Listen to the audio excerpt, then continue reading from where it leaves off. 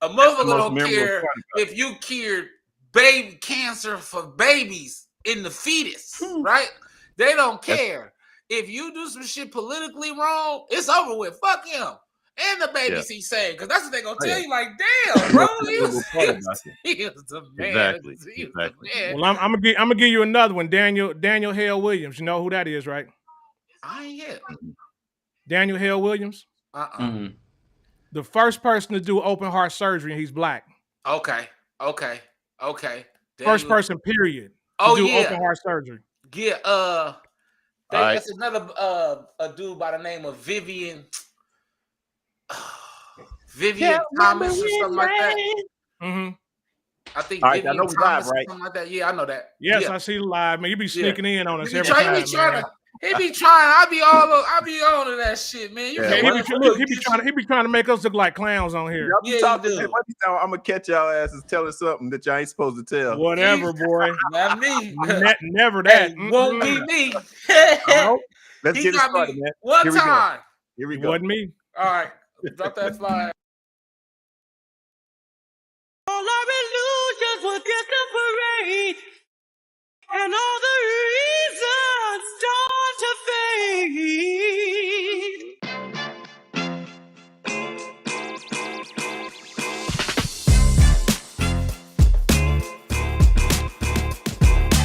What's up, everybody? Welcome to Reasons, the show where you can give your reasons why you think what you feel about what we're talking about today.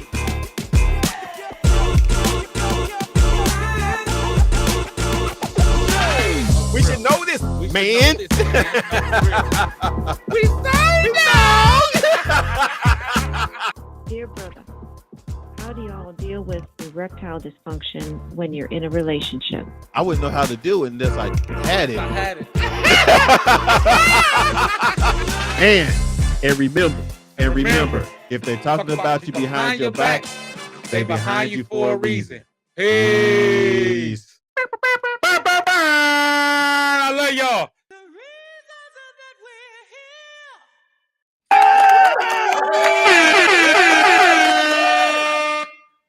What's up, man? Welcome to Reasons. It's your boy Fuels in the house. Fat boy in the building. You already know what type of time we on. We here. Black Cliff here as usual. Let's go. And we got our special guest, the young Vladimir's in the house with us. As y'all know, I ain't gonna tell y'all who y'all know him as because I don't want to mess that up. But anyway, what's up with you, young fella? What's going on? That's what's up, man.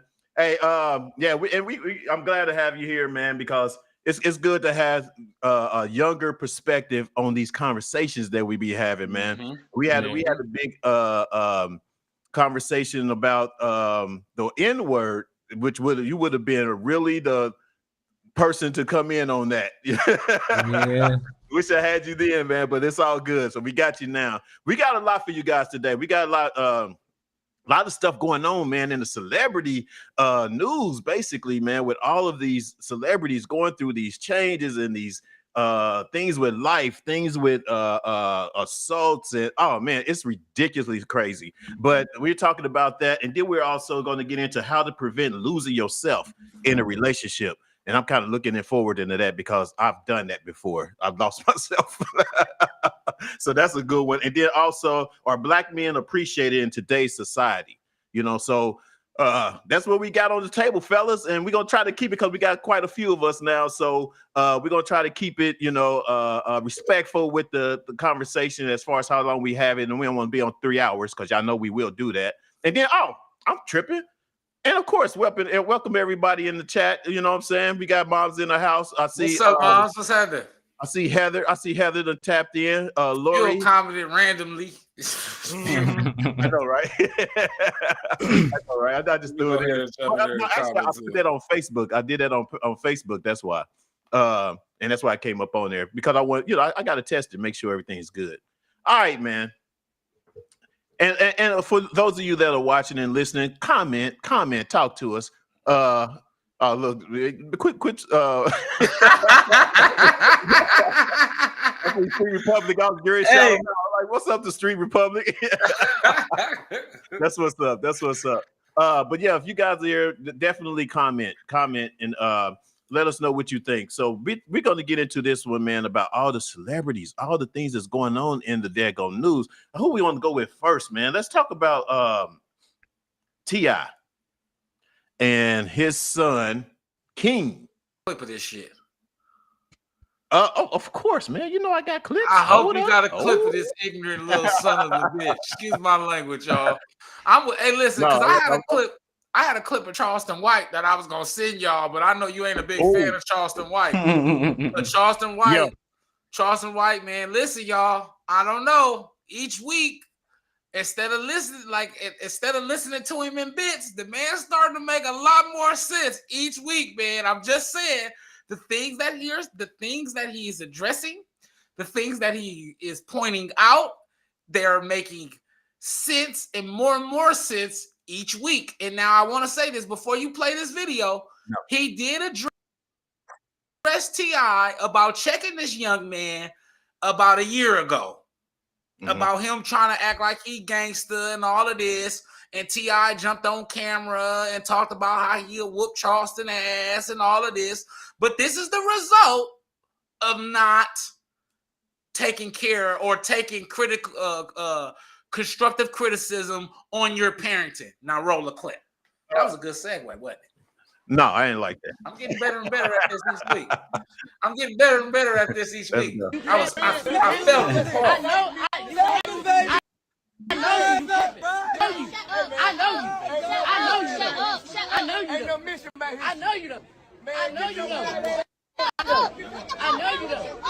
I know you. What's wrong with y'all? Why y'all doing that to me? Y'all know me. You know I stand on business. Why you even letting somebody play with me like that?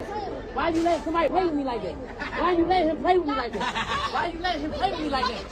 No, ain't no joking. What do you mean? You are embarrassing yourself and the family. Nigga, you embarrassing yourself.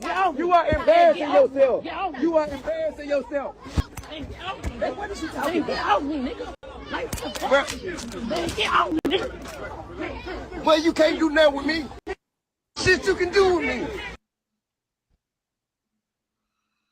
This nigga's unruly. Hey, man, you know, we don't like using the N word, but come on, man. Hey, man. Hey, come pick this little motherfucker up. Okay. Hey, bro. And do you know I just realized that was T.I. in the video the whole time, bro? Yeah. Okay. Let's start this off. Let's just start this off with this, man. You know I stand on business. That nigga told his daddy. I don't know. You know. Okay. So the rumor is, or allegedly, basically. Well, no, I think it's basically a true fact that his grandmother raised him mainly. Okay. And that's because, like you said, T.I. and they was working, busy. You know what I'm saying? Even the daughter had admitted that, my mom and dad been working their butt off for us to have such and such, and we, was raised with our grandmother. Now that's understandable. Okay. But when someone like him, like King has been spoiled as a kid, you know what I'm saying, and not understanding, you know what I'm saying, you didn't have to go on the street and hustle. So just because you've heard about these things doesn't mean that you live that life. And just because your father, who basically paid in the way for you to be known or whatever in the industry, does not mean that you're a gangster. And that you can be, and this is the worst part right here, is a motherfucker ain't really gangster when you disrespect your elders. I don't know. I've seen the hardest niggas in the street. That's a fact. The hardest niggas in the street will not disrespect their parents, regardless. Killers. I'm talking about real mass murderers. Exactly. You know what I'm saying? So, I hope you guys comment on this as well. That's basically, but what do you guys? I'm gonna leave it to you guys. What do you guys think as far as how he disrespect his family in the public eye? This is not behind the doors, and even though he have the issues, I'm sure there's other issues that brought this upon as well. But being that, what would you guys think? Who will go first? Go ahead, I would be interested to hear Vladimir as a young man Yeah, go ahead, Doc. What do you think about what Fuel just said, that like young real dudes in the street don't do that to their parents?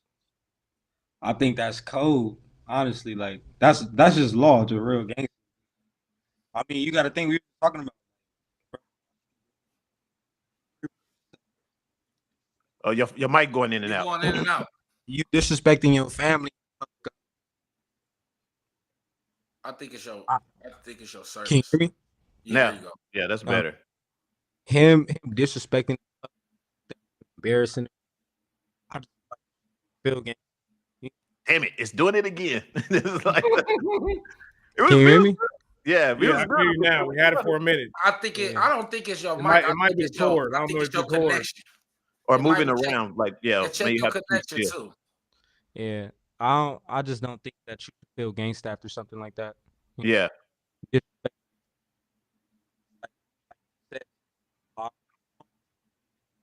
Damn it, we still get for some Hey, reason. mic, I was man. gonna say, I don't think it's the mic. I would say, go out and come back in. Leave And and check join your, back. make sure, yeah, check your service. Yeah, Make see sure if your if it's service on your still somewhere on connection. there. And then if it's the mic, I was gonna say, just talk on the computer and take the mic out. Yeah. Yeah, All right. yeah, All right. yep. While he does Why that, you do that? Go ahead, fat boy. I'm with you, right? I was think that was the thing that allured me to the gangsters the most, right? Because they were able to turn on and off. You know what I mean? This dude, he's spoiled. That's all it is. This is a spoiled kid who ain't never really been told no. He telling his daddy and his mama, you know, I stand on business. Like, what? Nigga, have you, excuse my language, but like, who are you today, bro? Like, you telling your mama, the one that birthed you, I don't care if you've been stand, because yes, he grew up with his grandma, but who was taking care of the grandma so the grandma can take care of him? Exactly. So he's taken care of by them. So that's not no excuse. Yeah. And it would be, and even if you his life, do you understand? Now they may have not been there every day of his life, but they have never been present in his life. You know how we know? Something like JoJo said earlier. He was on TV. Yeah. So, yes, we ain't see every day of their lives, but even with that, we've seen all of y'all grow up, and we know all of y'all are good kids. And there's episodes of him crying about trying to be a rapper. You being a spoiled little boy. So I don't know where you think you a gangster. Right. That's the first thing. Two, I know gangsters. They in prison, man. And this is this misconception of what tough is, and that's the behavior that ends you up in prison for the rest of your life, and that ain't gangster. Right. Disrespecting your parents ain't gangster. Right. Not being able to control your anger and your emotions ain't gangster. But these kids, kind of like Black Lip was saying before we kind of went on camera, these kids is soft, man. They don't want to take no ass whooping. They don't want to get yelled at. They don't want none of that. They just want to be able to do what they want when they want to with no consequences. But this is the thing with him, and I'm gonna let y'all go. This is the thing with him. Mark my words. He is very close to either going to jail or getting hurt out here. And I don't want to put that on him. But with his behavior, you see what, because if your parents can't control you, the police can't control you. My grandma used to say, if I can't tell you nothing, the police ain't gonna be able to tell you nothing. So it's better than me go upside your head than them to go upside your head. And that's his problem. Ain't nobody went upside his head. Go ahead, Black Lip.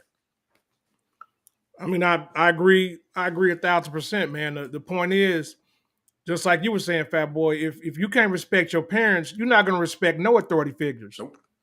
I mean, not a teacher, not a policeman, not a fireman, not a sheriff, not a marshal, not a nothing.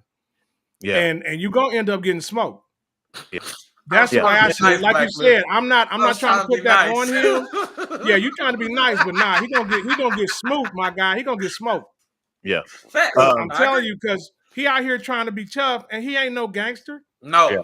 Just like you said, if his mama wasn't Tiny and his daddy wasn't T.I., wouldn't nobody know who the hell he was. Facts. Yeah. And if you He talk like that, be just another big lip yellow kid out here on the street. Right. And you talk like that in the streets, whatever the case may be. When you talk like that in the streets, you got to back that shit up. Absolutely. Yeah. You know what I'm saying? You in Falcon Stadium, first off. You're in I can understand. Standing on business. Yeah. I can understand. This is the only thing I can understand about the young man is that you might have had issues growing up as to spending time with your parents or maybe something that you probably didn't get that you wanted from your parents or whatever, you know what I'm saying? And you're frustrated and you're mad about that. But those are things that you keep behind closed doors for your family.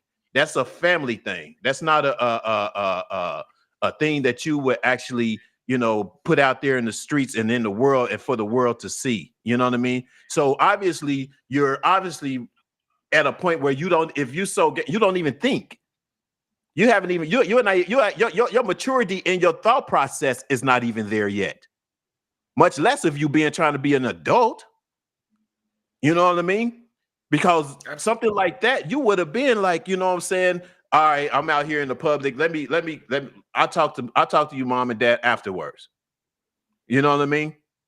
So that shows right there the immaturity of this person and of this kid or whatever, you know, and you can't literally blame it on the parents or whatever. You can, maybe take some blame or whatever, maybe not teaching him the respective way of doing things, which I think T.I. did, because he did go in there and say, you know what I'm saying, he's done everything that he can for the young man, and that, you know, he feels in his heart that something's going to happen to him, and he's basically made peace with that within himself.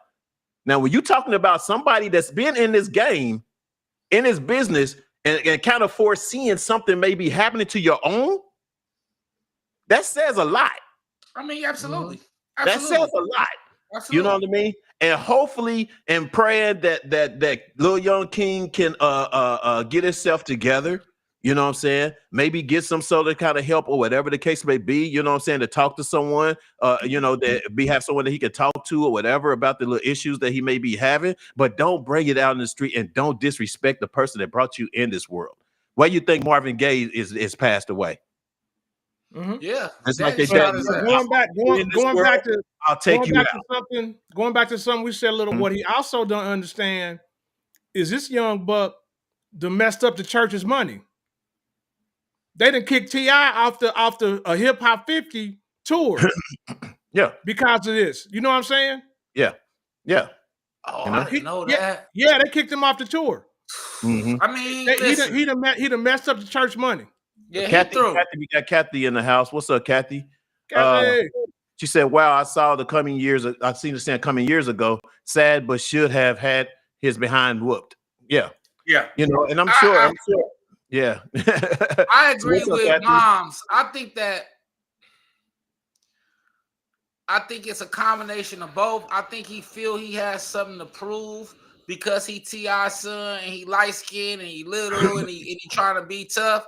I think that has a big thing to do with it. But I also feel like for so long, because he wasn't with them, the grandma did baby him a lot. And because he was the only one there, and mainly he was the young one there with her, I think she babied him and looked after him a lot. You know what I'm saying? And so he got an issue, but also it is scary when you hear a father say that he thinks something gonna happen with him. I don't all the way agree with that. With him, Vladimir, where you being at peace with it, but at the end of the day, you got to learn one way. Yeah. Yeah. Drew's in the house. What's up, Drew? Drew said, my son, to this young man, I can relate. The problem is not addressing the mental illness early on. We disregard it. And because of his parent status, he's able to amplify his behavior. Exactly. You know what I mean? And so that's something that you do have to teach your kids, being in the limelight that you are, you know, and make them understand what they're doing. You know, sometimes maybe, like you said, they might not even realize what they're doing because, like I said, the maturity hasn't came in because you've been spoiled and been able to talk and do whatever that you want, how you want, when you want, you know what I mean? To the point where you didn't get that teaching, that part of teaching, you know what I mean? So hopefully you know, that's what this young man needs, you know, and that's hopefully that's what he gets. But that's and Drew hit it on the head. You know, this kind of stuff happens in a lot of families. yeah. But because they don't have the status that T.I. and Tiny have, it's not brought out in the public. Absolutely. This right here was public facing. And that's what made it even worse. Is, you know what I'm saying? The fact that he straight up, how come you ain't backing me up? You ain't backing me up. All this other crap. I'm like, bruh, man, you don't do that. Right. Yeah. You don't do that. Yeah. Let's get into another one real quick. We got a lot of celebrities, man, that's tripping. That's fine. Yeah, that was good enough. We can. His ass don't need no more attention anyway. Hey man, Tiffany Haddish done gone out backwards, bro. I don't know what's going on with her. I was homeless while I was shooting that movie. They were supposed to pay me $1,200 to do the movie. I wasn't in the union film, so there's nothing I really could do about it. They never paid me. They never paid me a dime. The producers gave me 10 DVDs and said, sell those, good luck. And I never saw the movie. Then Girls Trip comes out 2017, and that movie is all over BET, VH1, the One TV, this network, this streaming. It's everywhere, that movie. And I don't get a dime. It's the worst movie. It's the second worst movie I was ever in. And not a penny. Yeah. My very first movie I ever did that I was a star in, I was homeless while I was shooting that movie. Okay. That's fucked up. So yeah, so that's another one. And the reason I played that one is that particular video, although Tiffany has been in the news, of course, ever since the video situation, you know, with Ever since then, her career has went downhill. And then she broke up with Common, and you know that went downhill. And so she has a issue, I guess. Well, I don't even know if it's really an issue or whatever, but they're trying to say that, you know, she had some words about Common with he's with what's her name, the singer? Yeah. Help me out, y'all. Oh, Erykah Badu. You back with Erykah Badu? No. Common's with Kelly. What's the girl from that was in Dreamgirls? Jennifer Hudson. Jennifer Hudson. There you go. Yes. Jennifer Hudson. Common with Jennifer Hudson. He's with Jennifer Hudson now. Yes. Exactly. So, you know, so that was the issue. So my thing is, my question is this to you guys is, because of all the things that she's been going through, and she just got arrested last week. I was going to say she just got her. That's her second DUI. Her for a DUI. Exactly. She looked like she on cocaine, bro. She looked cracked out for real. I don't want to put that on my people, man, because I don't like to do this, but she looked like she doing something, bro. Her eyes is beady. Yeah, she pale looking. It looked like she in there really off powder. She does not look like she's doing well right now. And I mean, that second DUI could be an indication of a larger problem. But I'm telling you now, that the way she just looked right there, she was on that stuff. But to the topic that matter, on her talking about how they swindling her out her money, ain't that lead down? Who is that? That's who did Girls Trip? That was huh? I know it wasn't Tyler Perry. It was no. Who produced it? It's the dude. Ain't it the same dude who did he the one who did not Why Did I Get Married? What's the one with Kevin Hart and the Steve Harvey? Think Like a Man. No, I think Think Like a Man is Tyler Perry. No. Think Like a Man is it. Think Like a Man is what the hell is his name? Brother Little Beard. Yeah. But the thing is the little Kango. Yeah. So little Kango. She's going through a thing. She's going through and all this comes out, of course, you know, when you're not making the money. That's when shit starts to hit the fan. You know what I'm saying? It's kind of like when you start getting broke and all that, it's kind of like, oh no, I'm gonna tell this, I'm gonna tell that, you know. So that's another one of our celebrities. But that's my thing, though, Phil. I resent that, right? I There you resent that. I go. don't give a fuck which. Will Packer. Yes, Will Packer. Will Packer. Thank you. I'm googling it right now. I was trying to pull it up, but I think he did Girls Trip. Yeah.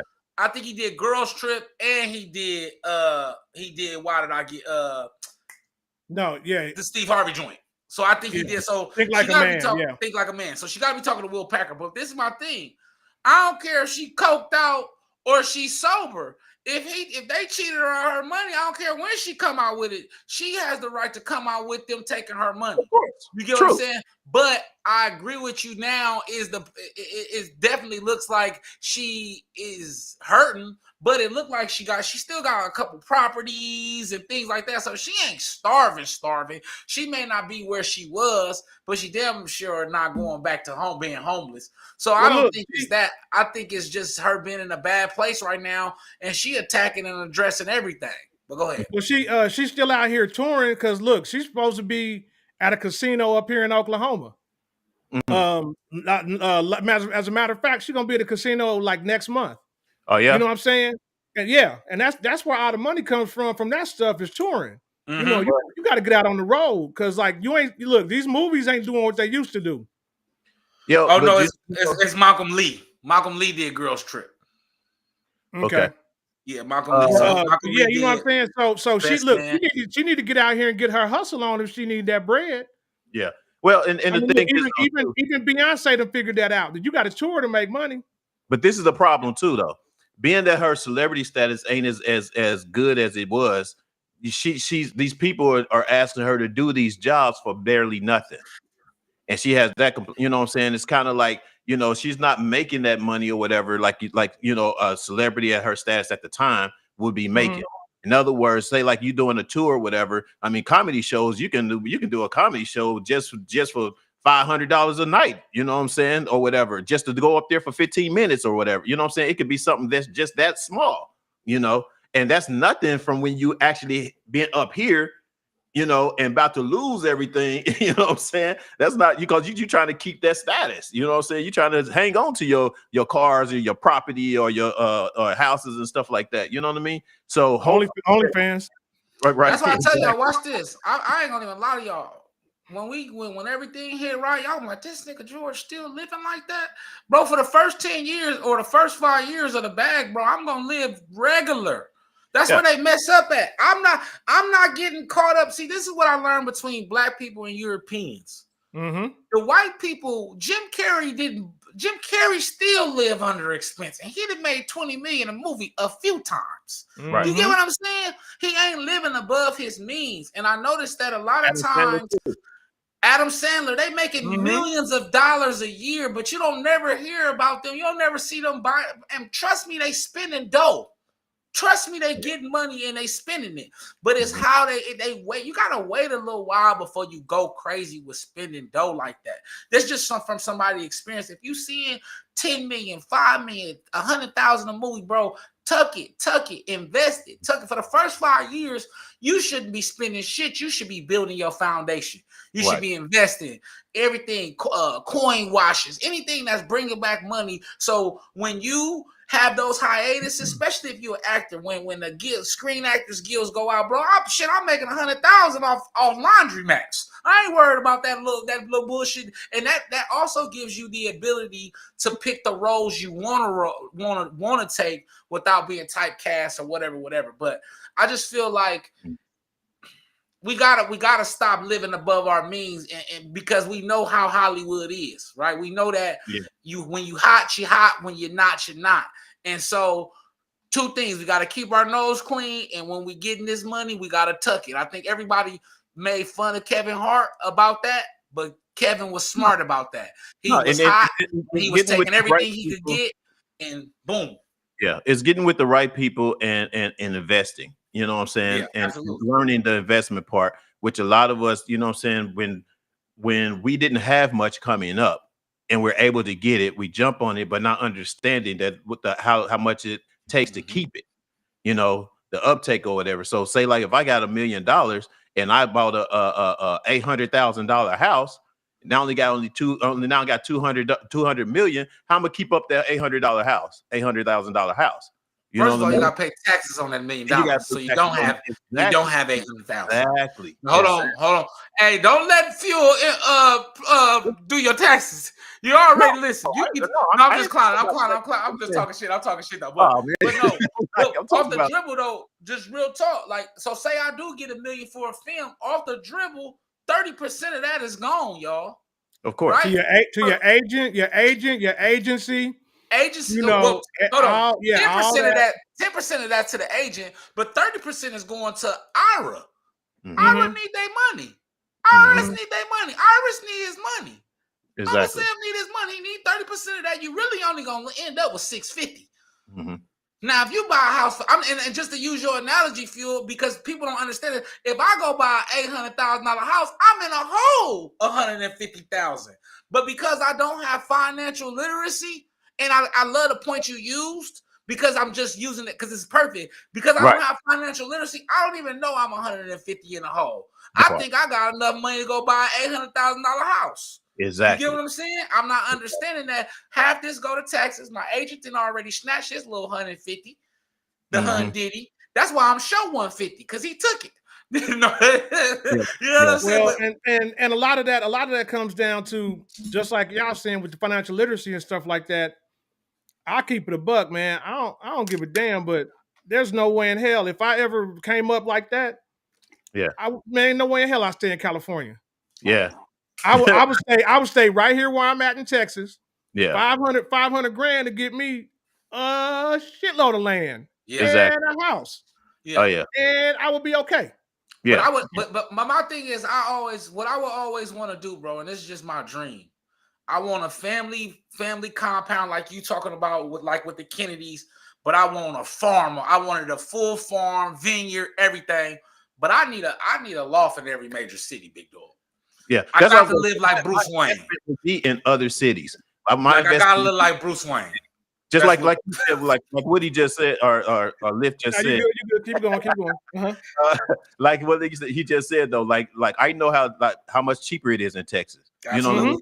I would buy property in Texas or whatever, but I have to be able to afford to go to both or whatever. I have to get myself in that position to do that. Now, if I'm in my position, that's make me happy. Then I'm gonna do that. You know what I mean? So so that's the case, man. So we go.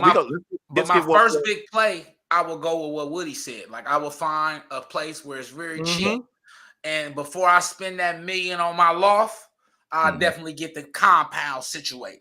Right, and get the land and get everything starting to get that ready, because I know that after 2 years, once this compound get to producing like I know it is, I'm gonna be able to provide vegetables and all kind of other shit to be able to make that money I spent back, because that's my vision. I want to be able to have a small farm where I can focus on local products and produce all of the shit for the area that I'm in. All right, let's get in to the next. We got another celebrity, y'all. I'm putting these celebrities out here because by the time we finish with this, I'm kind of let y'all know where I was going with it. But this one, of course, y'all know the whole news about P. Diddy and the lawsuits that he settled and stuff like that. So for those who are just now listening or whatever, we're going to give y'all a little taste of what's been going on, and then kind of give you the follow-up story, what's been happening for that as well. Take that. I know, right? Take that. He really was telling people that. Of sexual assault and years of abuse in a new lawsuit filed by R&B singer Cassie. Word of a settlement overnight. ABC's Morgan Norwood is here with the update. Good morning, Morgan. Hey, good morning to you, Ariel. Though Cassie and Diddy did not detail the terms of that agreement, the settlement quickly shuts down the potential for a trial and the process of legal discovery. That's when evidence in the case is often made public. I thought I told you that we won't stop. I thought I told you that we won't stop. Overnight, hip-hop mogul Sean Combs settling a bombshell sexual abuse lawsuit filed by his ex-girlfriend, fellow singer Cassie. Cassandra Ventura writing in a statement, "I have decided to resolve this matter amicably on terms that I have some level of control. I want to thank my family, fans, and lawyers for their unwavering support." Combs, known as Diddy or Puff Daddy, adding in his own statement, "I wish Cassie and her family all the best. Love." We going up, Okay. All right, you guys. So in case you guys are just now tapping in and or actually hearing this news for the first time. P. Diddy has been in the news for the last few weeks or whatever for assault. I think is it rape? Was it rape as well? Or it was sexual assault. It was trafficking. I think they also talking about like providing like contributing to delinquency of minors and stuff like that. Yeah. Or Okay. It was something like all that. Yeah. So with that said, also we had what's up, Daisy? I see you on Facebook. With that said, also there's been other celebrities that's coming up front and that's been settled quickly. In the last week, I think there's been 2 or 3 more. I didn't get the names right. I might have the names here. But there's several. Danny D. Kane also has been, in the news or whatever, saying that he done something to her back in however many years ago. There's other celebrities, and then not only on top of that, you have the security guard, his top security guard or whatever, that's been all over the social media talking about what he's seen with going on with P. Diddy and all this type of stuff. Now, with that said, he lived a lifestyle, basically, a wild lifestyle, like a lot of these big celebrities are. These 1%ers, you know what I'm saying? He lived that lifestyle. When it comes to their sexual situations and sexual things, whatever, they did what they wanted to do. You know what I'm saying? The only things, you guys, that I'm having a problem with, and that's why I asked the question there, should there be a statute of limitation on the things that these people do that comes up 10 years and 15 years later, once somebody get to this status, especially with us black entertainers, or celebrities, when they get to a point where they got so much more money that they can even deal with, you know what I'm saying, to where you got vultures, everybody's after it. You know what I'm saying? It's like after one person say something, the next person say something, the next person say something, you know what I'm saying? And you're trying to buy your way out of this. That's the name of the game, though. No, there was a statute of limitations. But what happened was the governor of New York put the case came out and extended it. Yeah. She extended it pretty much indefinitely for 1 year. And that 1 year expires today. Which is why all those people. That's why all them suits hit last week. Oh, okay. Because it was the last time that they could file. Yep, they extended the sexual assault for 1 year, and it ends today. And so that's why all these suits came out now. Oh, but only in New York. That's why if you notice, every single one of them is in New York. Yeah. Absolutely, that's a great point. But I just want to hit you with a quote from Nipsey Hussle. And it's, of course, a great quote from probably somebody else, but integrity is doing the right thing when no one is looking. And I think that our celebrities, because when they came in the game, that was what was going on. I always say this, man, and I don't want to say, we think we white boys because we get money.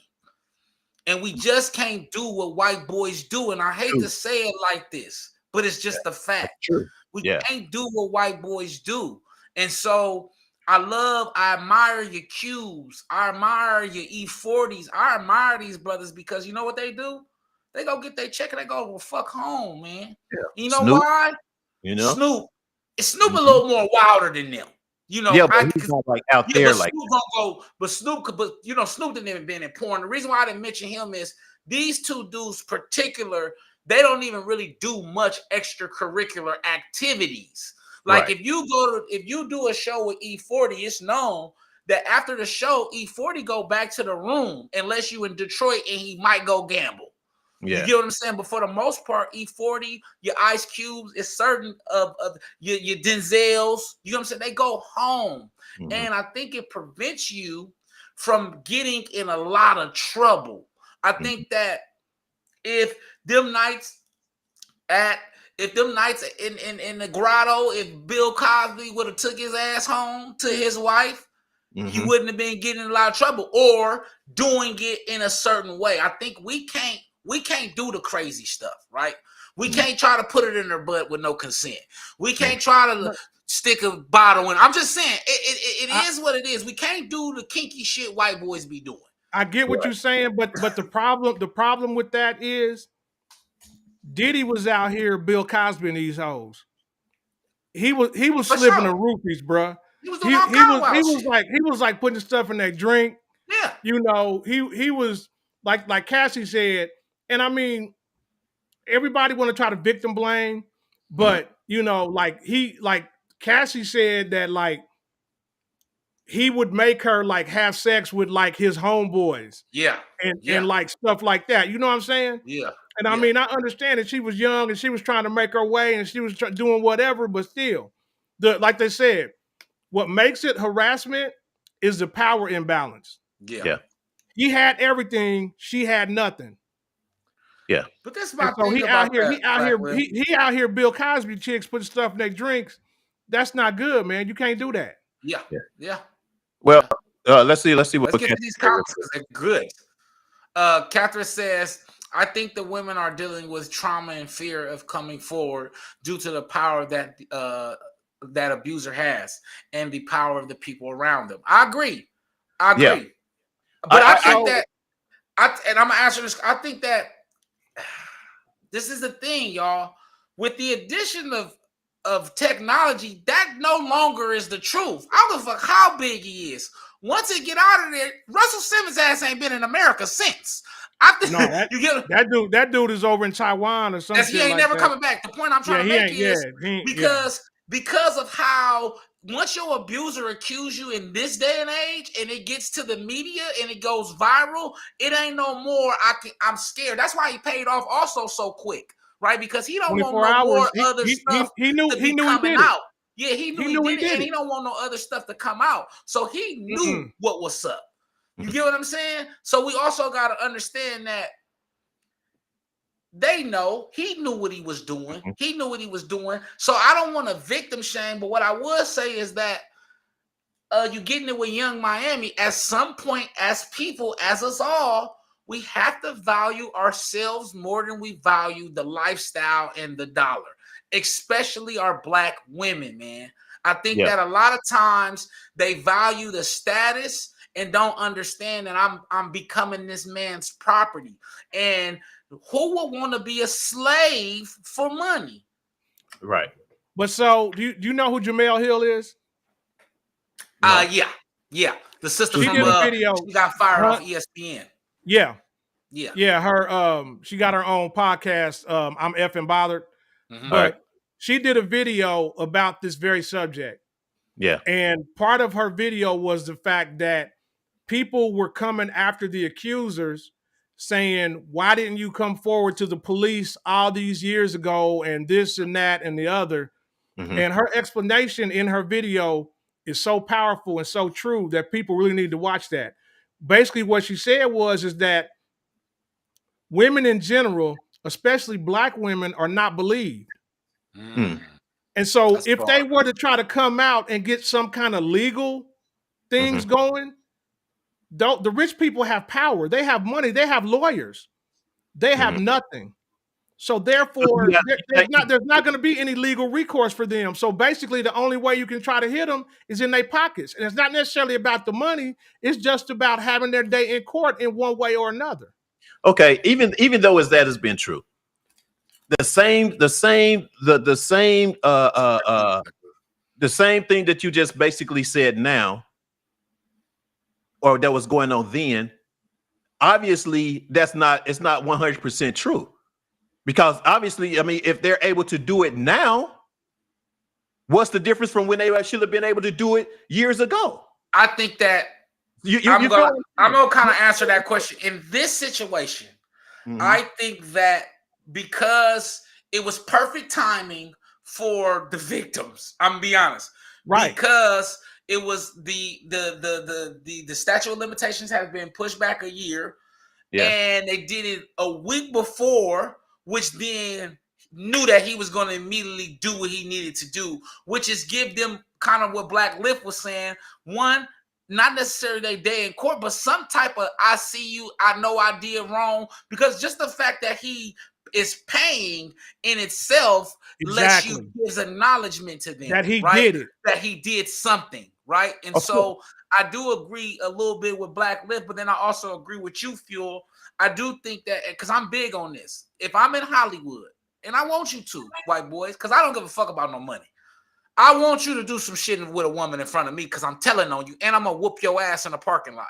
Because I think that people need to stand up for these women in the workplace, because I think that shit corny. I've always thought that was corny. If we in the workspace and we don't, I think as men, we need to make it comfortable for them to be able to stand up for themselves. But I remember I was dating a girl, and it was and was one of her boss, and he was sexually harassing her.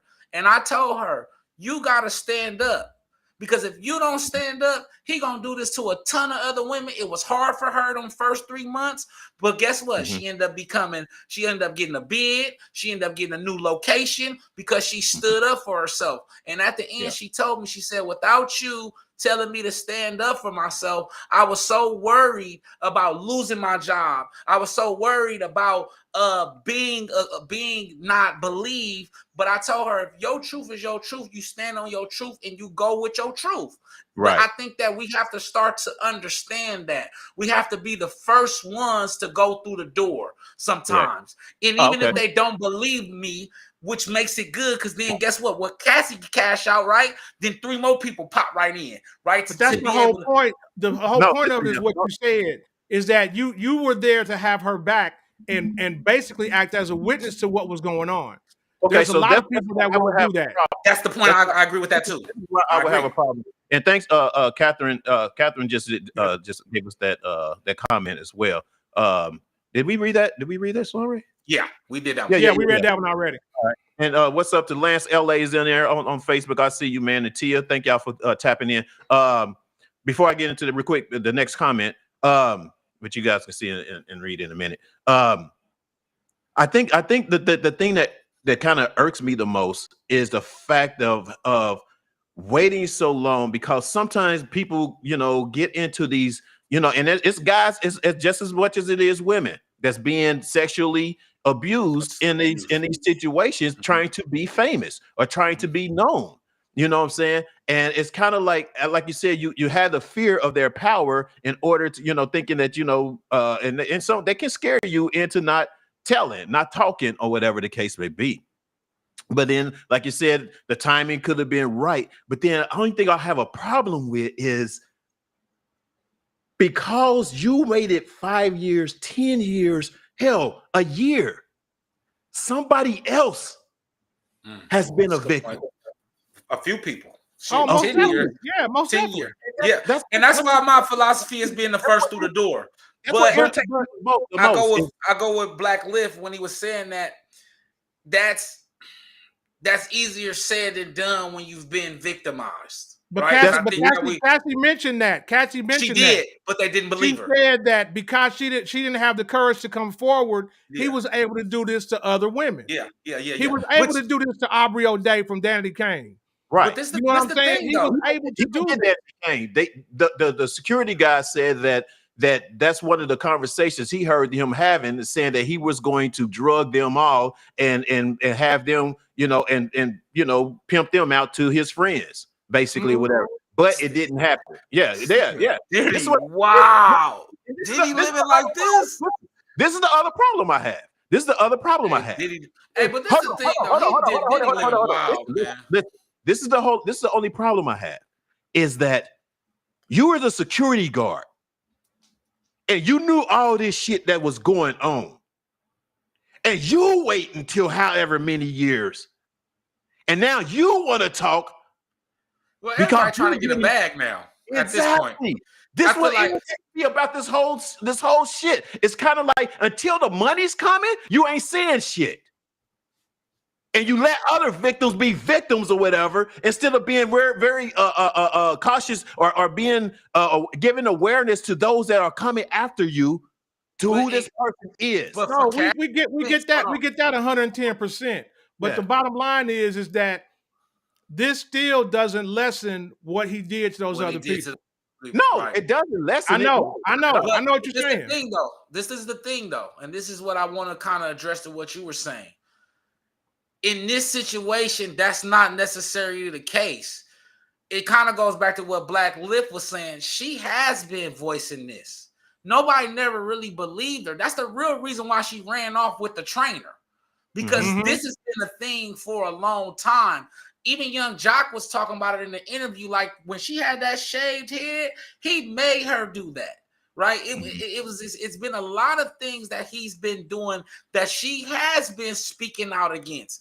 It's been mumbles in the industry that this young lady has been going through this, but because she didn't have the power that this man had, she kind of had to go through it. Plus, he had her tied under contract for years too. So it was a lot more intricacies to this situation. I feel that she knew that it was perfect timing, that she was going to get paid, she was going to get heard, all of the above in this case. I don't think that this is one of them Epstein cases. I don't think this is one of them, what's your boy? Weinstein. I don't think it's a Harvey Weinstein. I think that this is perfect timing, and this is not one of them situations where she sat by. That's why she's gone, right? Because of what he was doing to her, right? And so I don't want people to it's think more that, to it of why she's gone, as you know what I'm saying, because the big reason was because of what he was doing, her mental health. of her mental health, and that was why she ran away with the trainer. So the point I'm trying to make is also it had even with to do with the paper. It had to do with money. It has to do with contracts. It has to do with he had her tied into a contract. Absolutely. So what I'm saying. So when you're not getting that, when you're stopping, you're no longer a known celebrity or getting that or climbing the ladder or whatever the case may be. Now your life let me finish. Now your life is back to normalcy. You know what I'm saying? It's not, you're not as known as it, or you're not in the limelight. You're not the one that people are talking about or whatever, and all this type of stuff or whatever. To know more, then you know your source of living or whatever, especially if you with somebody else that's been in the business and know him and know these things that's been going on or whatever, and y'all waited years and years and years and years to say something or to get it out there or whatever the case may be. You know what I mean? It's all about the bag. It's all about the money. It is, you know, but it's because the law changed. What? The law changed. It allowed them to do it. Even if the law, but the law didn't change, you still had last year to do it. You still have, if the deadline, just because there's a deadline doesn't mean that that's when you jump. You jump before the fucking deadline. You know what I mean? That's not really. Hey, they got paid the next day. So you tell me who played it right. I think they did the smart thing. Actually, well, honestly, I feel it was luck. It was luck that they got. It was luck. I think his that he knew. Was even if she's the truth. I think he knew what he did to her, and I don't think he really wanted to have her day in court, brother. He didn't want discovery to come out. In this case, in her case. Yeah, this ain't because her case is different than a lot of other women who cried 10 years later. Her case is, we've all been aware that he's been mistreating this young lady, right? Mm-hmm. Yeah. I think that Black Liv made a point that I thought was dope, that Jamil Hill said that even in that, we all knew that she was going through this because he was so much bigger than her. People ignored it for the 10 years. Balance. Yep. You get what I'm saying? Because of that power balance. So I kind of everybody. This is not the first time. No, was it in social media 10 years ago? Social media wasn't even a thing 10 years ago. No. Years ago it was. Let's be honest. Not like it is today. No, the point that I'm trying to make is everybody in the industry. Hold on, listen to what I'm saying, Phil, before you cut me off. Everybody in the industry knew what he was doing to her. Right, this is not, and I'm not just creating this. No, I'm not just more than the bodyguard. Everybody knew. Everybody else knew. Even Young Jock was saying little things. It's being said that this ain't his new. They said he did it to Kim Porter as well. I mean, they said he did it to Kim Porter as well. But this is not she's not creating some shit, right? This ain't no because the Epstein shit is a little different. I felt like they was all in on it, and then they got his ass. But because they was, but in this case, she kind of got lucky. She got lucky and got out, because if she didn't get out, she may either be dead or we never, because you acting like he boosted her career. She had one song. She just was known as Cassie that day. His girlfriend. Her career, And so that was one of the problems. She got more celebrity without him, I feel now, than this 30 million, probably the most money she done seen with Diddy ever.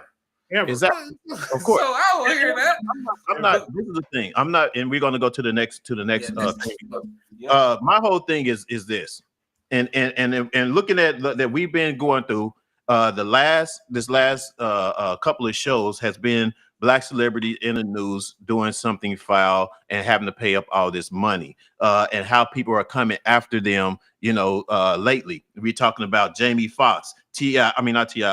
Diddy, Jonathan Mayers, L.A. Reid, and then how Keisha has been talking crazy on these celebrities as well, all these Black celebrities. And by only problem is it's like something is going on, man.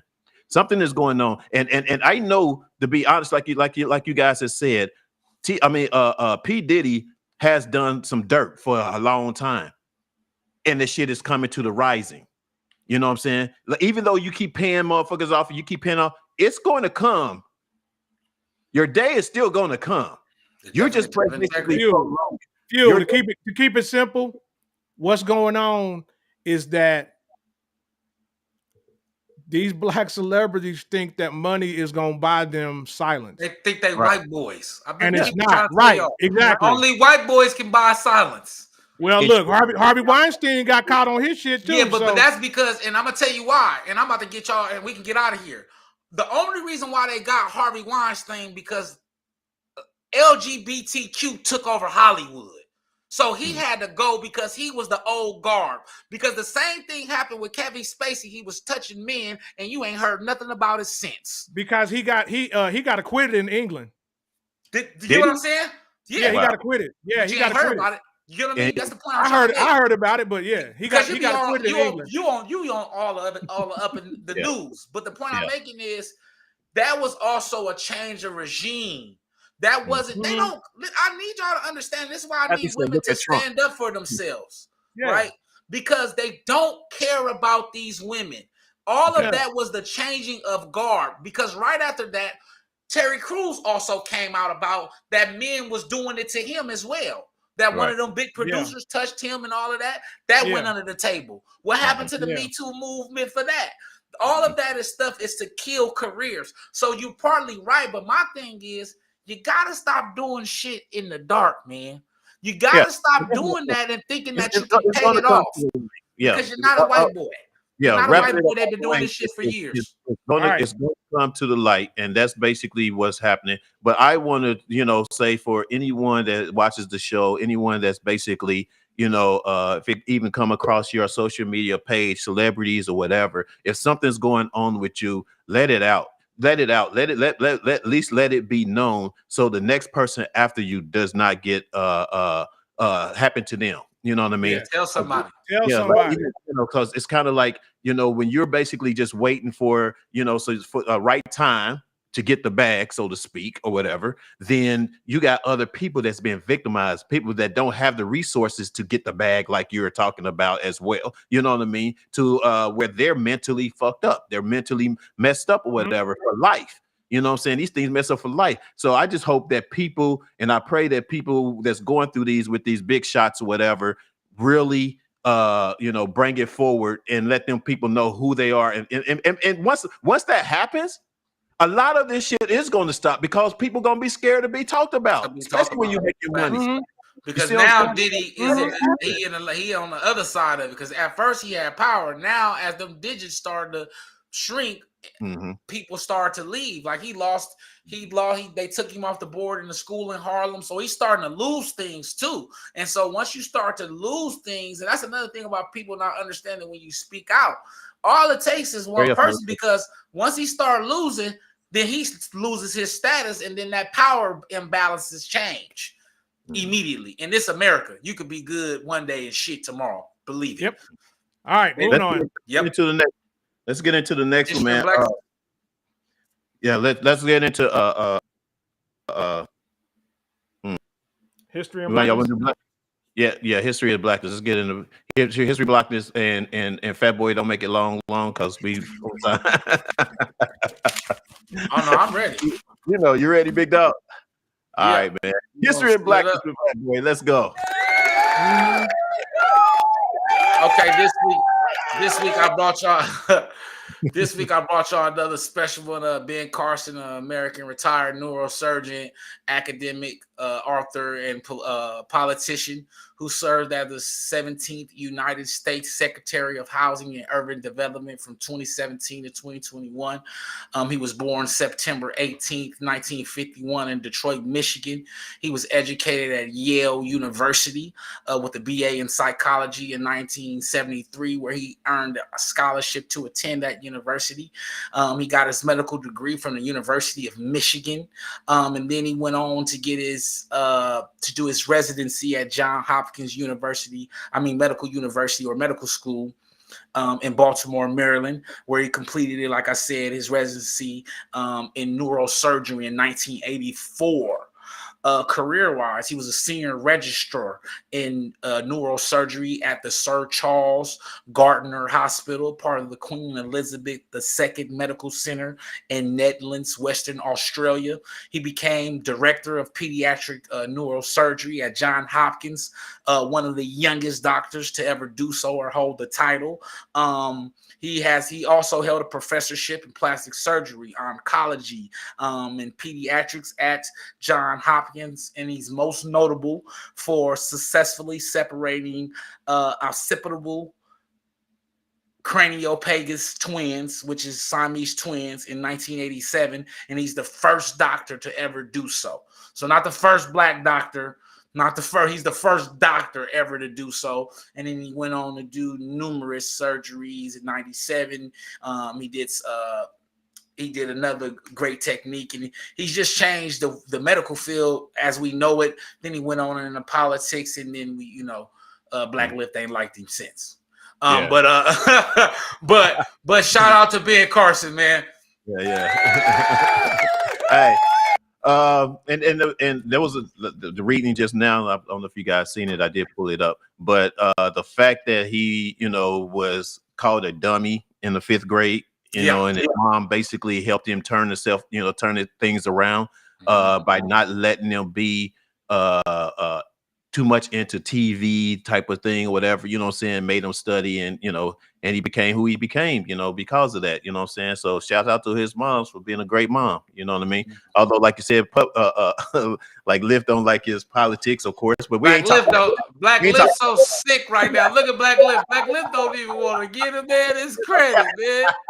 Get that man his credit, man. Give that man his credit, Black Lift.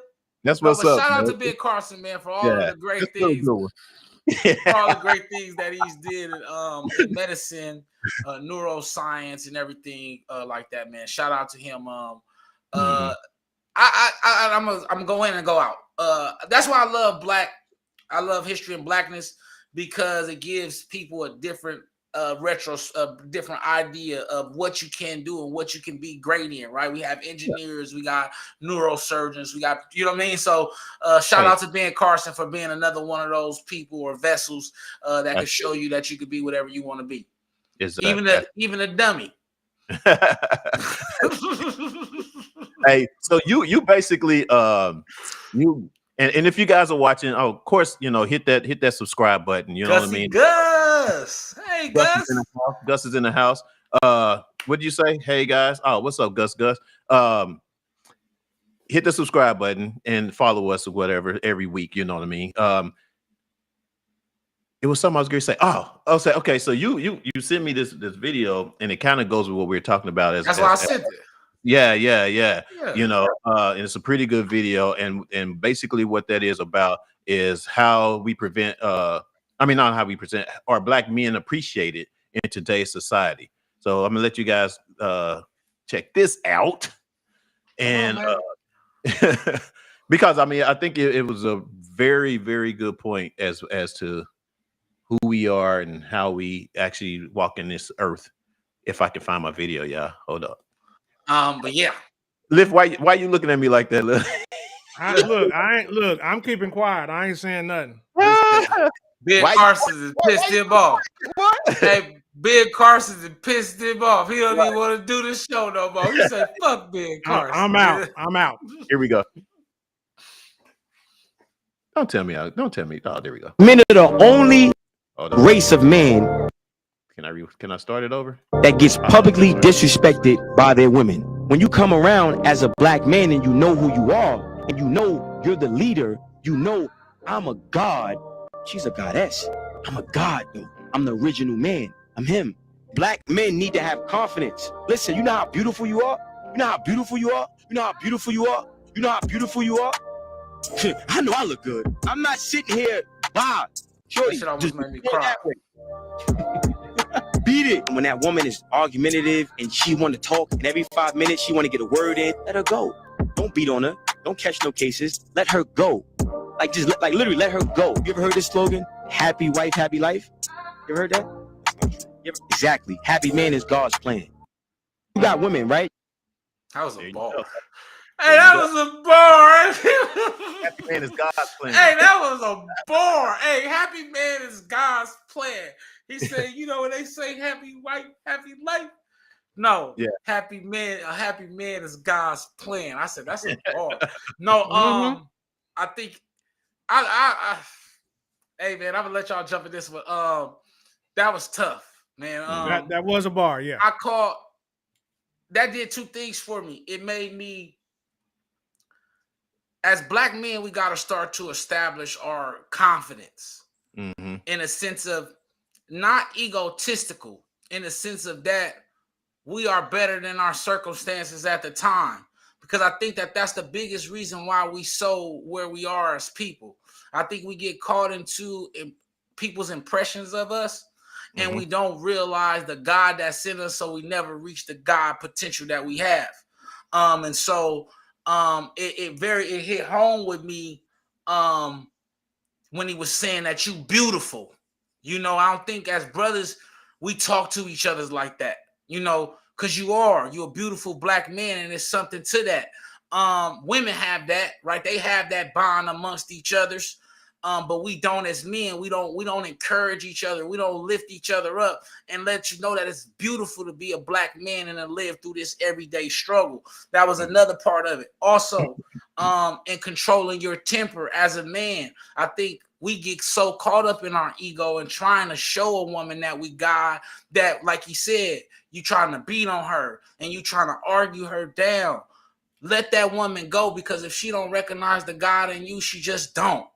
You feel what I'm saying? And I think as men, you can't make that decision, because Black Lips talked on this a lot of times. You can't truly make that decision if you're not truly confident within yourself to say, you know what, I am worth more than this and I can move on.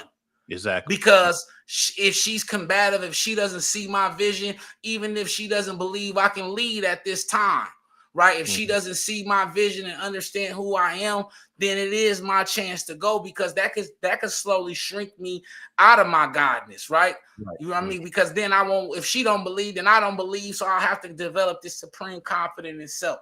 So that's why I sent that. And then last and finally, what it's really about is that he's absolutely right. I think that due to mass incarceration, drug addiction, gangs, that the black man ain't seen like he's supposed to be seen. And if he is, it's based on what he provides and what he spending, not what else, the other things and essential things that he brings to the table. And I think that only us, right? I think only us, because we've allowed that to be. We've allowed our women to make more money than us because we ain't getting on our shit and doing what we supposed to do, because we lack confidence in our ability. We've allowed certain things to happen to where our woman don't respect us and see us as she should. But then I'm gonna keep going. I mean, that's it. I'm gonna let y'all go. I mean, he said a lot. The number one thing that I think that he hit upon was, when you're in a relationship, or when you're in that kind of relationship, We want partners, not hostages. You know what I'm saying? And if you don't want to be here, baby, don't be here. I'm not gonna be here. I'm not gonna. Back in the day, like they said, people used to beat on, you beat on your woman and do all this other stuff. Man, nobody got time for that. Yeah. Because then you're gonna end up being incarcerated. Yeah. Because that's what they want. They not. I mean, they as in society. Oh, okay, that's good. Yeah, they want. Yeah, not the women. Not the. Well, some women do, but that's a different story. That's a whole other story for a whole other day, though. For real. That's a story for another day. Yeah. But society wants. They don't want strong black men. They want weak black men. You know what I'm saying? You don't. They want you to mess up. This whole society has been built off the backs of black men. Come on. The United States of America was built on black labor, free black labor. And they don't care. They don't care about you. Right. They rather see you incarcerated or on drugs or something like that. Like Fat Boy said, the bottom line is yes, we need to, and I've said this so many times, we need to work on ourselves. You know what I'm saying? Work on ourselves before we can even get into a relationship. But there's so many people that just jump feet first into a relationship because they lonely or something or whatnot. Yeah. And you know what? It ain't right. Yeah. Right. It ain't gonna be right. You know what I'm saying? But have the balls and the honesty to just leave. And that's what I take from it as I like well. that. Balls and honesty to leave is a bar too. Yeah, that's what I take from it is what I take on it as well is that, we're looked down on and look that we have to prove each and every day within the person that we're with. Absolutely. As opposed to that person being our partner and help bringing us and uplifting us or whatever the case would be. You know what I'm saying? And not to say we want to use that to rely on, but that's the status of it. That's basically what happens, and we need more men like this young man. This is a young guy. You know what I mean?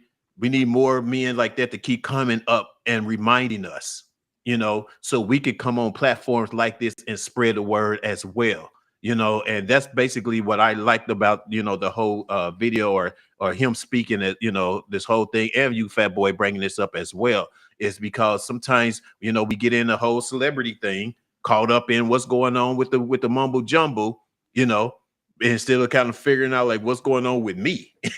Yeah. You know what I'm saying? Because they're not going to be there. That's their thing. They're not living my life. You know what I'm saying?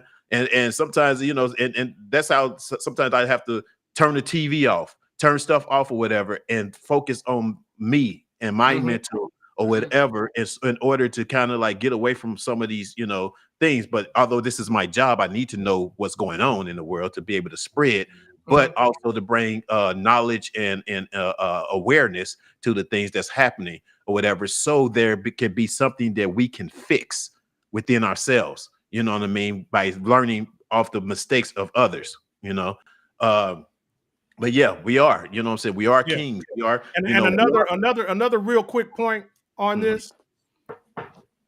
Part of the problem is that, and I've said this before in other videos, black men are afraid to support each other.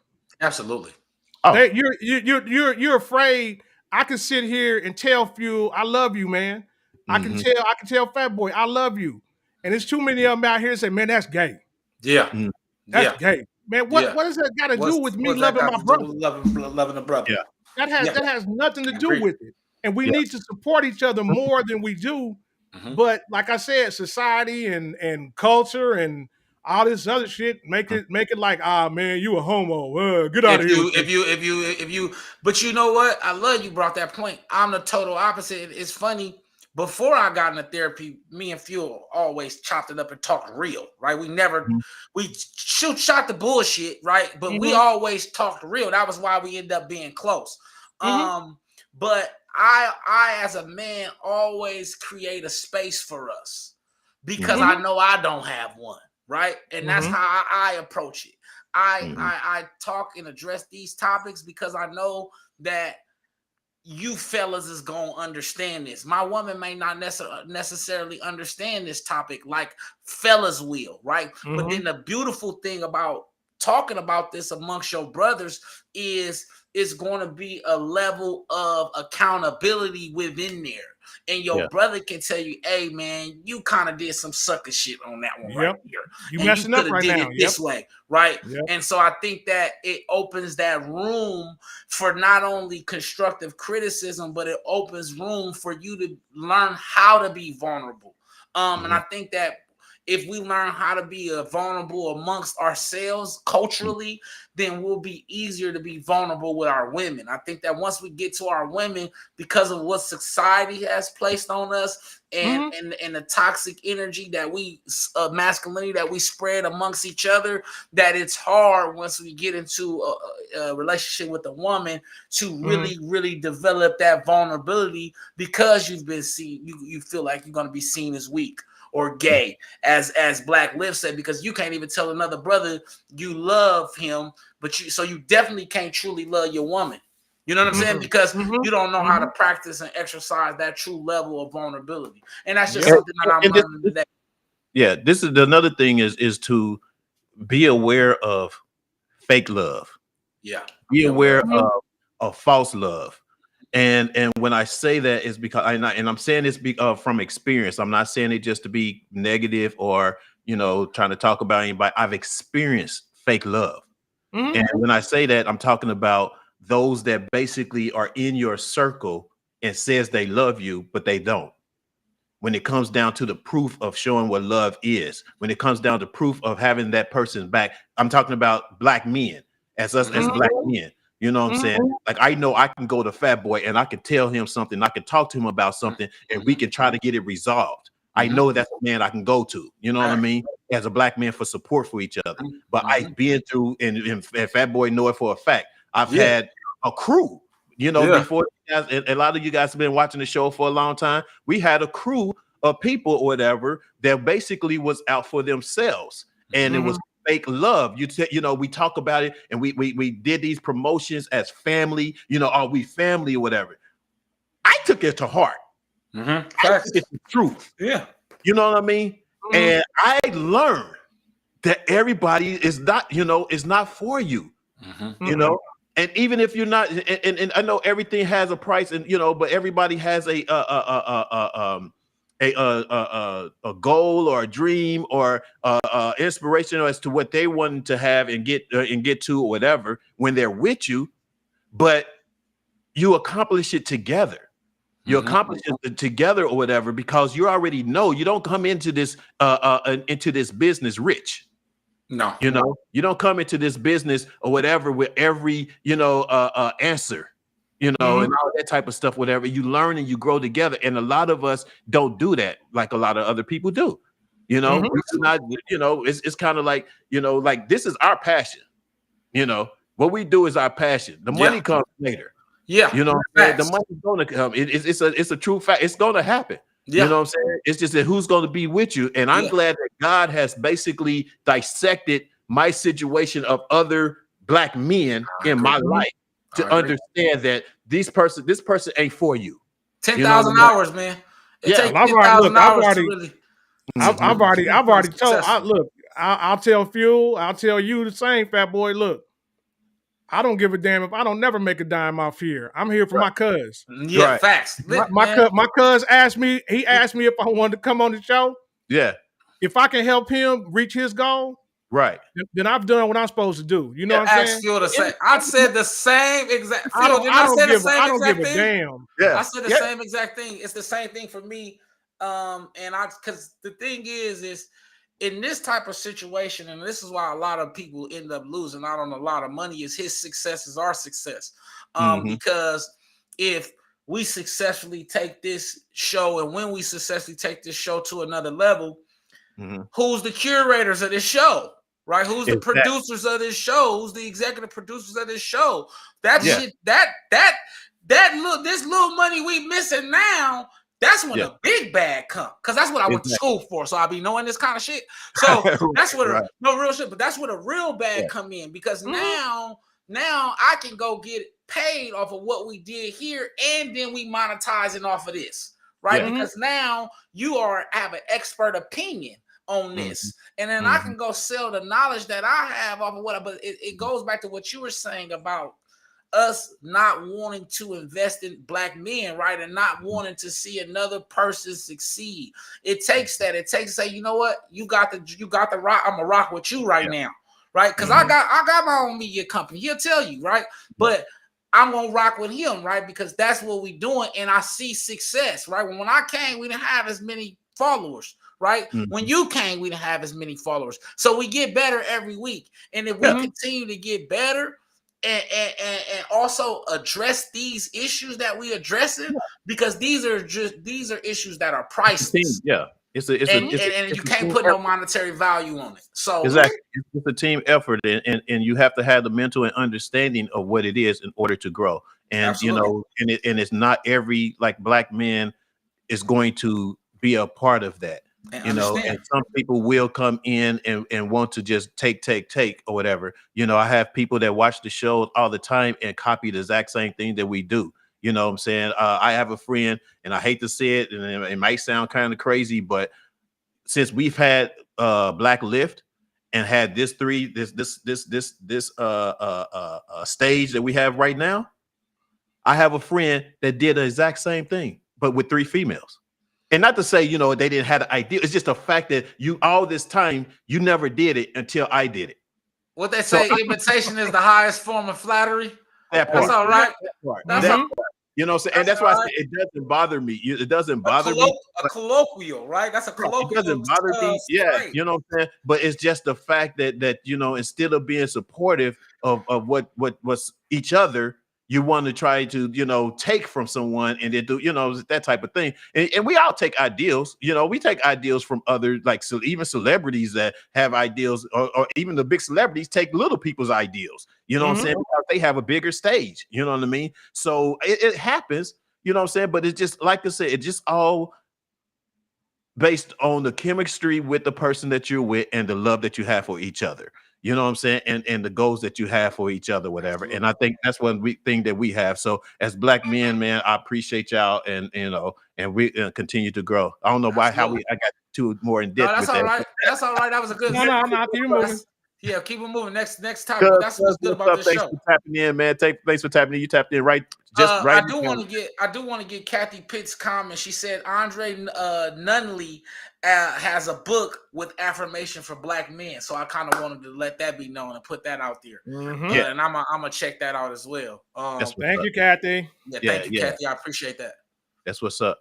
All right, man. And actually, we get into the or black women appreciate. I'm sorry. How to prevent losing yourself in a relationship. I think they go hand in hand, don't they?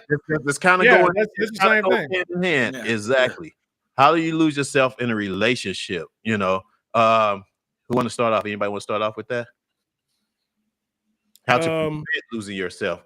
I mean, the number one thing is you have to be able. Once again, it goes back to what I keep saying over and over and over. You have to know yourself and get to love yourself before you can even become a part of a relationship. Okay, that's part of maintaining yourself. Honesty is another thing, because just like we talked about another few weeks ago, be honest going in. Let somebody know, hey, babe, we together, whatever. But look, there are times I need space. I'm gonna give you your space, and I need my space. You know what I'm saying? I mean that's stuff that needs to come out in the opening, because a lot of relationships crumble because, look, man, I know it's new and fresh, but damn, don't nobody want to be around nobody 24/7. That'll drive you crazy. Well, I mean, but have you ever, because the question says is how to prevent, and I think all of us has been in a situation in the relationship to where we try to be there for someone else more than we were for ourselves. And there was, like untimely situations to where, you know, maybe if it's someone's career that they're trying to get at or whatever, and you just put yours to the side for the temporary moment, but then end up that relationship doesn't evolve to where you thought it was going to evolve after supporting some person so long, and before you got to do your thing. You know what I mean? But that's the point. That's the whole. Basically, that's the whole point. Yeah, that was the whole point with being honest up front. Mm-hmm. Don't set an expectation that you can't keep. Mm. If you sit there and you keep telling somebody, okay, baby, I'm gonna sit this aside and I'm gonna let you do your thing. Okay, that's cool, but that's only gonna last for a couple of minutes. Because then that's gonna wear out. And then you can be like, well, shit, I'm letting my stuff die on the vine. And you know, she working on her stuff or whatever, whatnot. No, just like you feel, if you get how not to lose yourself, if you get into a new relationship, probably some of the first conversations you need to have is like, hey, baby, I'm trying to start this media company. You know, I'm doing what I need to do. And what I need for you is I need for you to support me. I'll support you in anything you need to do. If you support me, we can support each other. But what I don't want is I don't want. Right. Yeah, I heard that. He said it. What I don't want is I don't want to have to like quit doing what I'm doing because you getting mad because I'm in the damn studio for 2 hours doing a video and you outside mad kicking the goddamn door. You know what I'm saying? Yeah. I mean, I was giving someone that example today that when I was in the studio doing our thing or whatever, and basically, you know, and that's how I end up, you know, my daughter's mom, you know, that's how I ended up, you know, we ended up breaking up, whatever, after only a year of marriage, because I was into the studio, and that's basically what the plan was. I need to do this to get our bag or whatever, so we can, you know, go further. And you were into her, you know, her thing, having a baby and baby to take care of, and all that. That was the plan, but it didn't go as well. So basically, what happened is when I moved back to Kansas City because of my daughter, because I wanted to be close or whatever, I basically lost myself. I wasn't doing what I was fulfilled to do or what I wanted to do or whatever, and I didn't get that support from her. So I had to go and calculate my life, redo my life or whatever, as you know, as to where I want to go and what I wanted to be or whatever, and try to wait until I can get in a position again to do something else. And that's what I'm talking about. You had to go back and reevaluate your relationship with her. Because therefore it wasn't the foundation wasn't there. Yeah, it wasn't set on a good foundation. True. And that's how you don't lose yourself. Everything needs to be set on a good foundation. If you got a fucked up building with a bad foundation, it's gonna fall. It's gonna fall. Yeah. I love it. That's a good segue into where I'm going with this. You what about right. As far as when you absolutely right. time in your life where you actually feel like you lost yourself, and I like to use this. I stay losing myself in relationships, bro. You say you what? And it's not a bad thing. It's not I'm not saying nothing wrong with it. I stay doing it because of what Black Lift just touched on. My foundation be bullshit. No, no, for real. And it's just no. Because. I think because I'm trying to, I think a lot of times you be trying to impress. Yeah. Right? True. And you trying to impress and you trying to spare as much bad shit as possible. Starting off. Exactly. But you're not realizing that shit gonna come out. And if they can't take it in the beginning, they can't take that shit when you 6 months in either. True. Right? No matter how much you think. That's one thing. Two, within coming in on a shaky foundation, you begin to try to prove oneself and seek for validation in that relationship. And once you begin to seek validation in that relationship and you don't get the validation you need or you're seeking for, you begin to start to deflate, right? Because your confidence is going to shit because you are allowing your urge for validation from your partner to, in a lack of a better phrase, to cloud your judgment on what you really need to be doing. Because you're stacking more shit on a bad foundation. On a bad which foundation. is just gonna make it worse. Worse, exactly. You putting more weight on a bad foundation because now you adding more shit, and that's just it's making it worse. Just falling apart. And so it's making it worse, bro. You can't do that, and that's what people need to understand that they can't do. Right. Absolutely. And so what I've learned in this one, because we're doing the therapy, I'm actually doing the work, right? What I've learned is I have to develop a level of confidence within myself. So two things have to take place within me. I have to get up every day and do my best, right? So that way I'm not seeking for her validation because I'm validating myself by being the best man that I can be. That does two things for me, right? When I go for the validation, she don't give it, I'm okay because I'm already giving the validation to myself. But it does another thing. It gives. Should you not look for validation from someone else? Yay and nay. It can get sticky, and this is just me learning. It gets sticky. It's okay to receive validation, but it's not okay to seek it, because the moment you don't get it, you begin to lose confidence. And once you lose confidence, you begin to go further and deeper into the hole that you are in. Right. Because what's going to happen is you're going to be fishing for compliments. Constantly. You're fishing for you say, well, baby, I did the dishes. Oh man, you did a good job doing the dishes, baby. You fishing for them compliments. And when she don't give them, you in your feelings. Right. It gets to a point where it still goes back to my number one thing. You have to be the foundation. You have to be the person, the man that you need to be. Right. That's where it comes from. If and Fat Boy, like you say, you doing the work. And if you don't do the work, if I don't get validation, I'm cool. Because I'm me. You know what I'm saying? Because I'm me. Look, I know I'm good. I know I'm gonna do what I do. I don't need somebody else to tell me that. Nope. Right. But if you happen to tell me, thank you.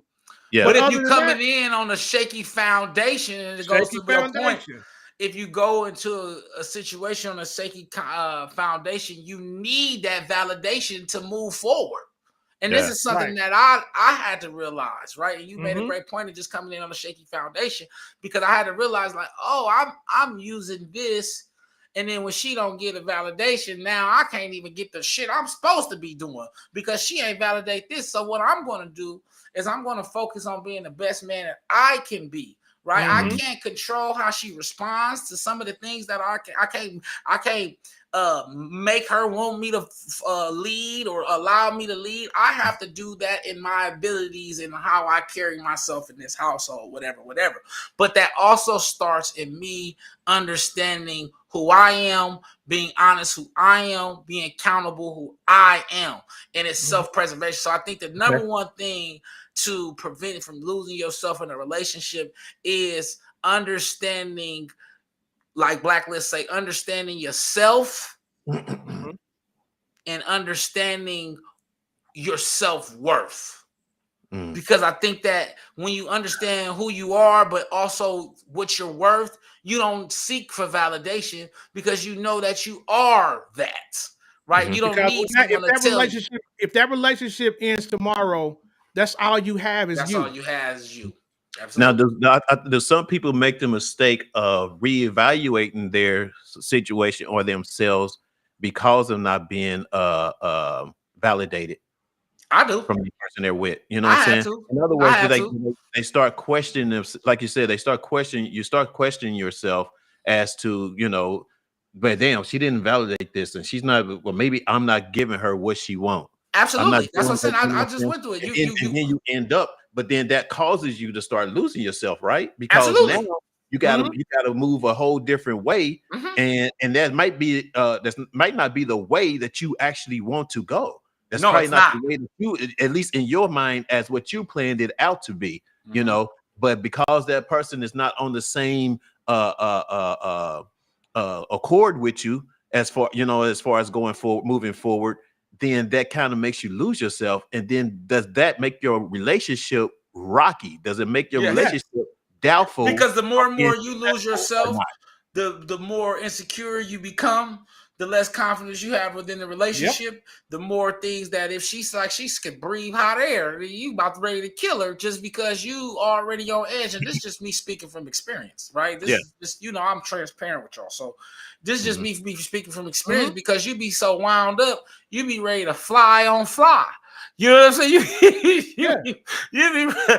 be ready to jump on a damn tick because you've been depleting your own bank account basically because you've been seeking for these slips and ain't been no slips, but you're supposed to put them slips in there. You're supposed to deposit happiness into your own love tank, big dog. And I think that as men we don't understand that. So my wife has a saying that it's just like what you were saying, Fat Boy. There's a thing called social currency. I like that. Okay. And when you have your social currency, there's not an infinite amount of it. There's a finite number. And when you spend out that social currency, you burnt out. It's like, all right, fuck it. I need to go in a room somewhere and sit down. I don't want to talk no more. I can't be around nobody. I can't do that. There are certain people that have higher levels of social currency than others. But feel like what you were saying, if you get to that point, then there needs to be a discussion had between you and your significant other that maybe the relationship is not the right one. You know what I'm saying? Losing yourself. Afraid of that though. I think a lot of people are so afraid of being truthful or being alone. Or being alone that they basically don't understand or see how bad it's going to escalate to being worse because you're not on the same accord, you're not on the same page to go forward or whatever, you know.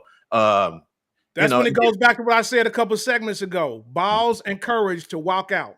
Because that having that kind of relationship is probably one of the most unhealthy things you can do in your life. You know what I'm saying? That's gonna break you down mentally, bro. And you experienced that firsthand. You know what I'm saying? With your baby, I mean, with your ex-wife, your baby mama. You know what I'm saying? You experienced that because you couldn't express yourself. You wasn't happy because you moved back. You truly did lose yourself. And the only way to get that back is to have the balls and courage to be like, hey, it's just not working out. I don't hate you. You know, we can still be cool, but the relationship is not gonna work. And we ended up being the best of friends from that point. Exactly. You know, so it's just I had to mentally evaluate the things that was going on in my life. I had to recharge. I had to, you know, I never lost the courage or lost the focus of doing it. It was just the time of it, you know, when I can do it. You know, the acting, you know, came right after that or whatever. And then I got to the point where I moved to California. And the person that I was with at that time, my ex or whatever, me and her, you know what I'm saying? We weren't on the same page as me moving here. But I wasn't going to, like you say, lose myself and stay somewhere unhappy or, you know, just because, just to be with somebody. I had to let it go. As much as I loved her, I still had to let her go. I had to be like, well, we're just not there. You know what I'm saying? And even with her, we still cool. So sometimes you can do that, like you said, have the courage to leave that person and still be cool and have a fulfilling life moving forward for yourself or whatever that you want and whatever that you're looking to have. You know what I mean? That type of thing. So yeah, man. So that's a good topic, man. I like that. I like that. Shit, y'all. Hey, man. Once again, yes, we're 10 minutes over. Well, we did good today. Actually, we did okay. Actually, no, we 40 minutes over. Yeah, we did okay. I know we try to keep it to an hour, but here we go. I thought we was doing an hour and a half. It's all man. We're trying to get it down to an hour, man. Oh, okay, hour. Okay. I know, right? All right. It's all good though. It's all good. It's good shit to edit, so I can, you know, use or whatever. So it's cool. Yeah. It's cool. It's a lot of material. For those of you guys that's been watching and those of you guys have been listening, I really appreciate you guys. I really hope you guys can spread the word, share this, hit that like button, hit the subscribe button on YouTube. You know what I mean, and continue. You know, let us grow and continue giving you guys content and good conversation about things that are going on, not only with us, but what's going on, you know, around the world. Fat Boy, what you got? Man, I appreciate y'all. I didn't do therapy today. We went to Saturday. But I appreciate y'all every week. This is always a great therapy session for me to be able to express and be transparent with y'all. But dear brother, dear sisters, yes. Make sure y'all sending a short clip, no longer than a minute, audio or video, or even write it in an email. Label it "Dear Brother, Dear Sister," and let us know how y'all feel. We love to hear y'all questions. We prefer you do the Dear Brothers, but if you got something for the sisters, because it's all fellas here, we prefer, because we don't want to be biased. So we prefer you send some Dear Brothers. The tougher the question, the better. So we'll really love that. Make sure you send it up to firedupbroadcasting@gmail.com. That's firedupbroadcasting@gmail.com. And what a great job, fellas. Great job, y'all. Oh yeah, Liv.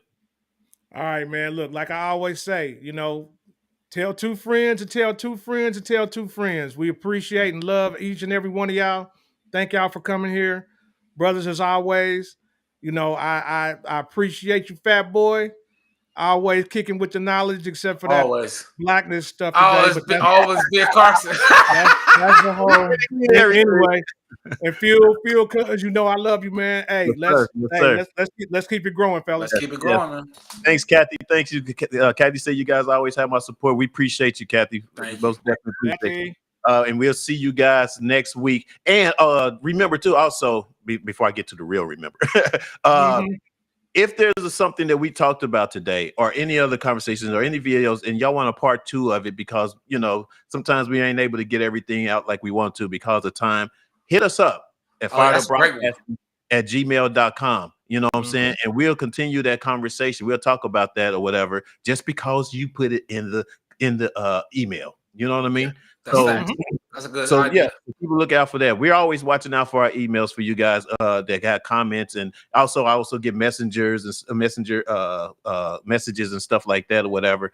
So just keep doing more of that. If you're on Facebook, do the messenger and let me know what you think, and if there's something else y'all want to talk about. I think that's it, man. I think that's going to do it for us, man. And remember, if they talk about you behind your back, they behind you for a reason. Peace. All our illusions will get the parade, and all the reasons start to fade.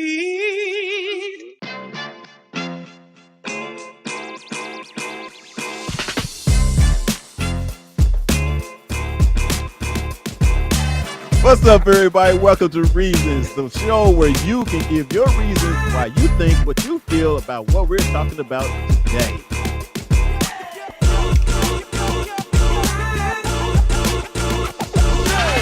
We should know this, man. We say no.